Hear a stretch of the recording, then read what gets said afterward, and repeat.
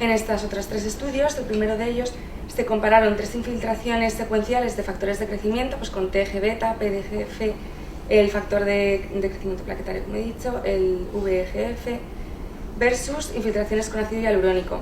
Se observó en ellos una mejoría estadísticamente significativa con una P menor de 0,05, es decir, es más significativa para las infiltraciones realizadas con factores de crecimiento a las realizadas con ácido hialurónico, por lo que observaban una mejoría mayor en los factores de crecimiento. En el segundo de ellos se realizó una inyección secuencial durante 10 semanas de ácido hialurónico versus a no realizar ningún tratamiento. Resultado, disminuía la congestión, disminuía el edema y disminuía la sinovitis en estas rodillas con osteoartritis.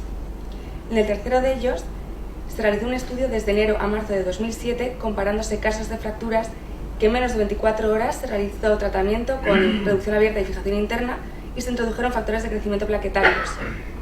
Es simplemente una anécdota, pero se redujo la inflamación, se redujo el tiempo de hospitalización, tuvo una evolución más rápida y menos efectos adversos, por lo que también se podrían utilizar como idea para otras nuevas técnicas.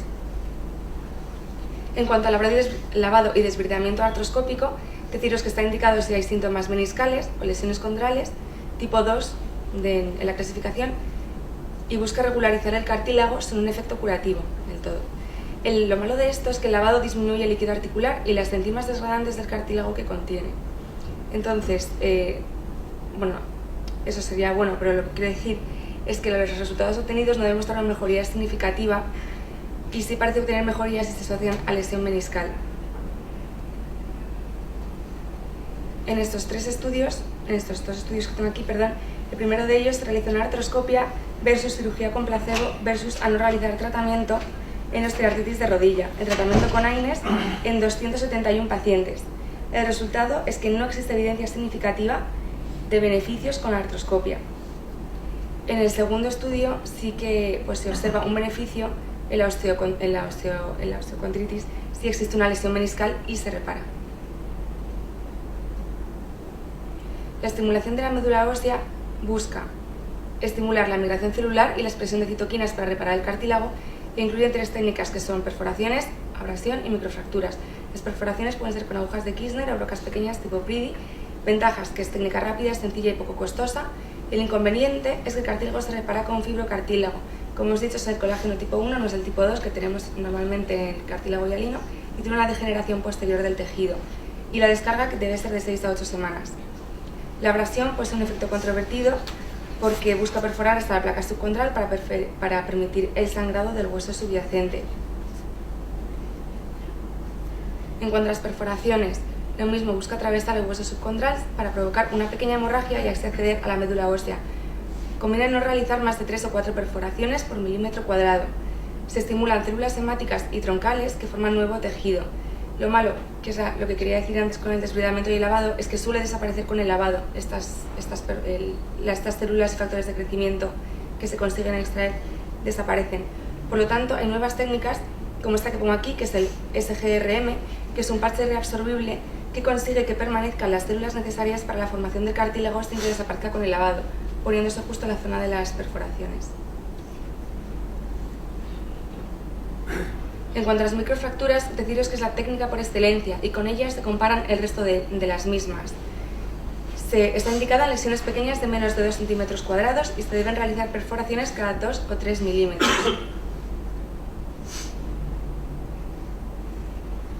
En este artículo que veis aquí es un estudio realizado en 60 jóvenes atletas, jóvenes de 24,3 años de media, sintomáticos y tratados aleatoriamente con trasplante autólogo de injerto osteocondral o microfracturas.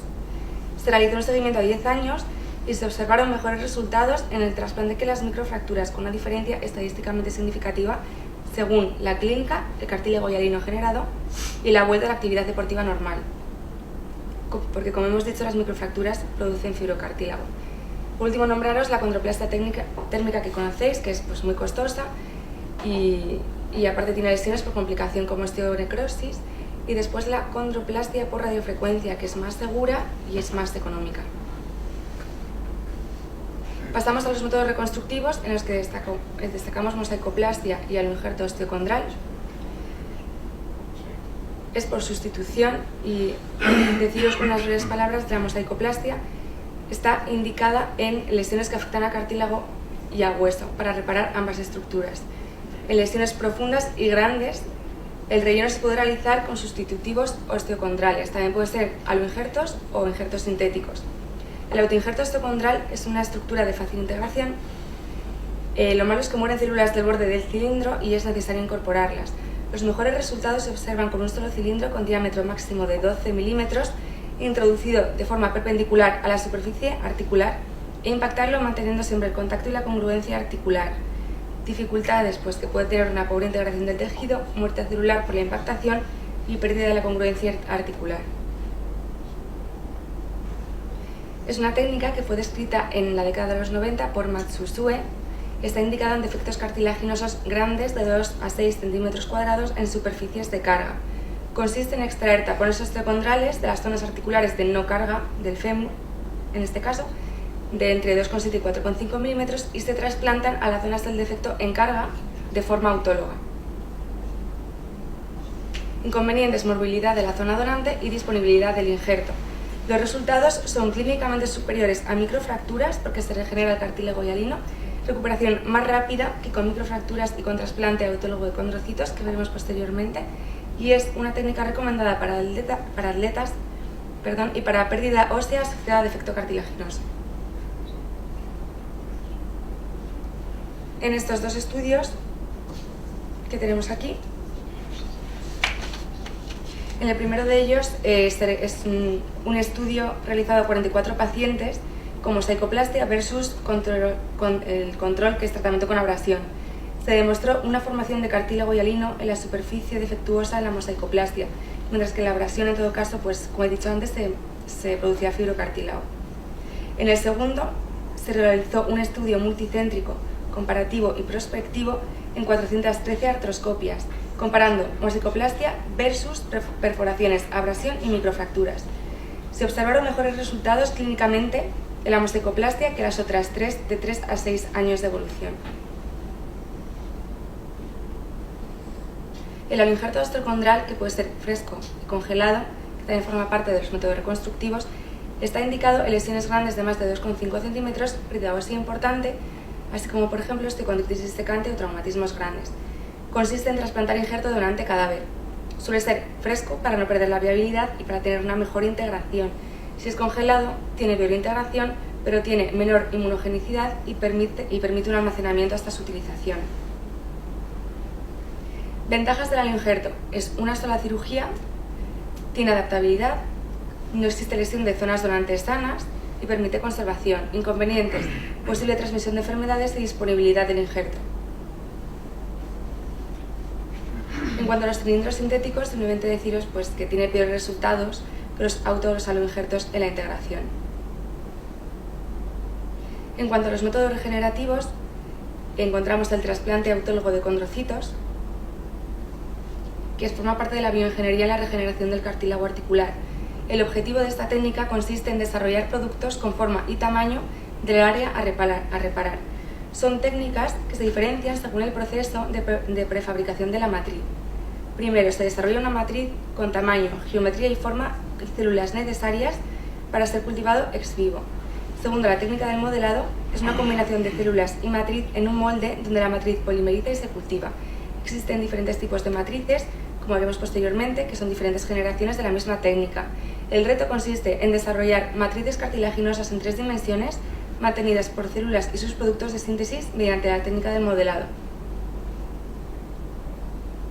Está indicado en lesiones condrales de más de 2 centímetros cuadrados, en personas activas con una articulación estable y alineada. Destacaros la primera y segunda generación. La primera generación, de la década de los 90, patentada por Patterson, consta de 2 cirugías. La primera cirugía se extrae biopsia de cartílago y hialino articular. Posteriormente se separan las células en el laboratorio, se cultivan y se expanden. Cuando han pasado unas 6 semanas y ya se ha obtenido la cantidad adecuada de células cultivadas, se realiza una artrotomía y se implantan en el paciente. Se depositan los condrocitos, alrededor de 10 o 12 millones, y se recubre con una membrana de periósteo que se extrae de la tibia, que se sutura al cartílago sano y se sella con fibrina. Problema: esta primera generación provocaba hipertrofia tisular del colgajo. En las de segunda generación se introducen nuevas membranas y biomateriales como gel de colágeno tipo 1 y matriz en ácido hialurónico. Ventaja: que en vez de ser una artrotomía, se accede por artroscopia, evita suturas y no utiliza periósteo, por lo que los quitamos la complicación de la hipertrofia del mismo, sino que se obtienen membranas sintéticas o naturales que se reabsorben de 3 a 6 meses. También hay otras 2 generaciones más que están en estudio, la tercera generación pues con nuevas matrices conductivas y la cuarta generación obteniendo distribución 3D homogénea en las células o terapia con genes no virales. Estas son unas imágenes para que veáis el proceso. En la primera imagen vemos la lesión condral, se extrae una muestra de la biopsia que se cultiva, se expande y posteriormente en el defecto que vemos en la zona de carga del cóndilo se coloca, se implanta y se sutura. Estas son fotografías de una técnica realizada por la doctora Marta Guillén, aquí en la clínica Centro, en el que se observan 2 defectos en los cóndilos femorales, se midieron, se extrajo la muestra, se cultivaron con el tamaño exacto y se implantaron con sutura posterior. Es una técnica exigente, costosa, con un periodo de recuperación completo de 12 a 18 meses. Los resultados de esta técnica son mejores que en microfracturas, pero son similares a la mosaicoplastia. Las microfracturas, la mosaicoplastia y el aloinjerto son mejores en cóndilos femorales, han dado mejores resultados. Sin embargo, el trasplante autólogo ha dado mejores resultados en la articulación femoropatelar.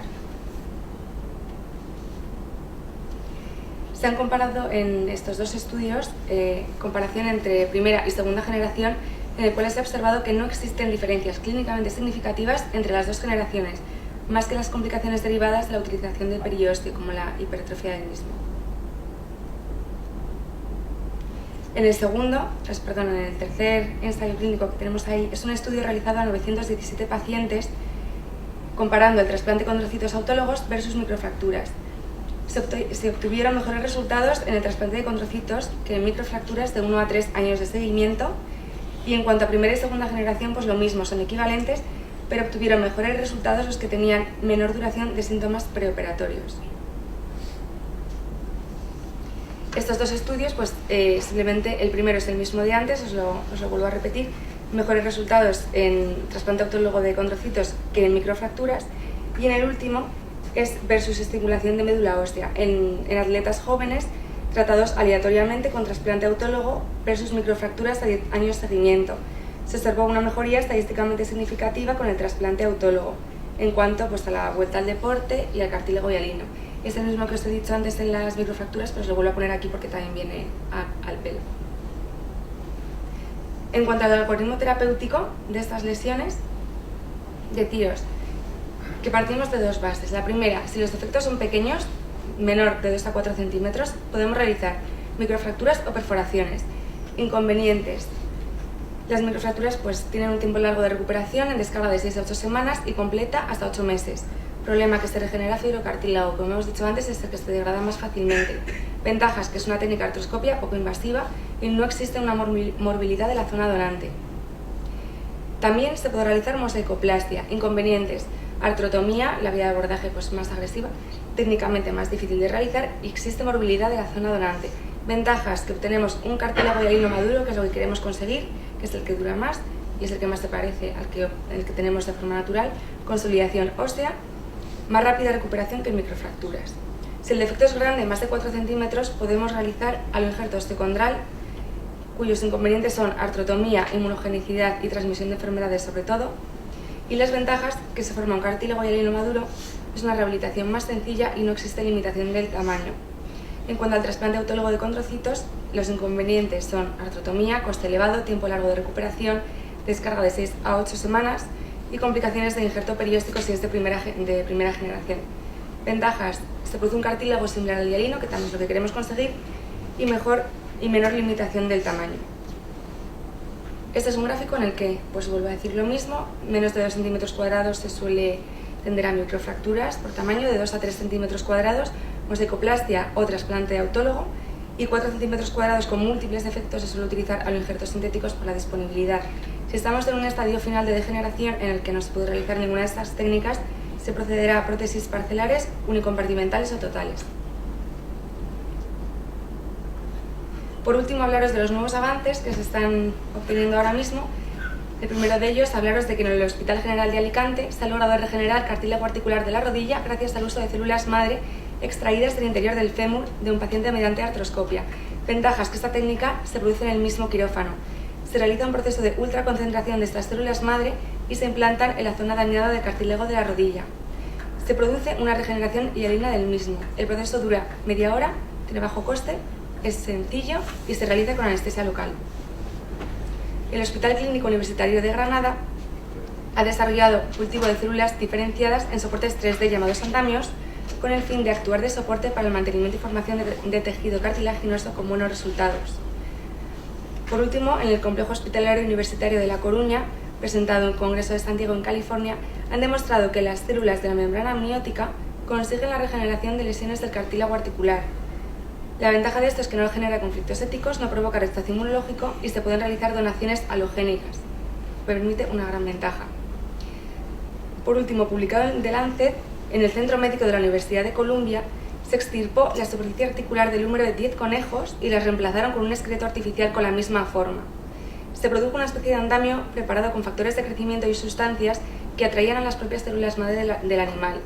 Resultado: 4 semanas después, los conejos habían regenerado sus propias articulaciones y lograron reanudar sus movimientos normales, lo cual quiere decir que los factores de crecimiento son muy importantes para volver a regenerar el cartílago. Por último, unas palabras de Pedro Guillén, al que debemos mucho en este hospital, profesor de traumatología y ortopedia del deporte de la Universidad Complutense de Madrid desde 1988 y director del Servicio de Cirugía Ortopédica y Traumatológica de la Clínica Centro, pues él confiesa que siempre ha tenido cierta debilidad por la señora rodilla y que le debe mucho a estas lesiones. En 1996 introdujo en España el implante de condrocitos autólogos, muy importante para estas lesiones. En 2007 fue considerado uno de los 25 españoles más influyentes en la medicina y ese mismo año se le galardonó con el Premio Nacional de Investigación en Medicina del Deporte por la Universidad de Oviedo. Por lo tanto, a él le debemos mucho. Nada más. Muchas gracias.